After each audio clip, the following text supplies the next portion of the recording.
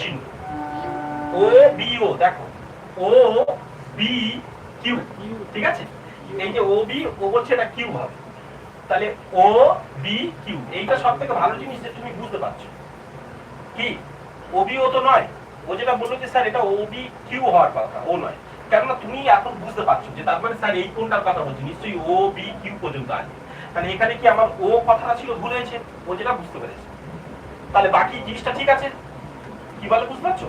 এগুলো কি মানে লিখতে লিখতে অন্য খেয়ালে চলে যাওয়া। যাক, এবার দ্বিতীয় পার্টটা বের কি করবো, আমি সূত্রটা কি বলেছি, অ্যাঙ্গেল না কি, একটা অ্যাঙ্গেল, কোন নাকি কোন, তো তাহলে আরেকটা অ্যাঙ্গেল, আরেকটা অ্যাঙ্গেল তোমরা জানো, মনে আছে আমি অঙ্কন করতে গিয়ে বলেছিলাম না ও কিউটা বিসির উপরে কি লম্ব, এই যে বলেছিলাম ও কিউ লম্ব বিসি, এটা লম্ব চিহ্ন, ও কিউ লম্ব, যদি না বুঝতে পারো লম্ব চিহ্ন এরকম করে বসিয়ে রেখে দেবে, এটা লম্ব চিহ্ন স্টেট। তাহলে লম্ব এটা বলেছি না, তাহলে যদি লম্ব হয় আমি কি বলেছি, যারা লম্ব হবে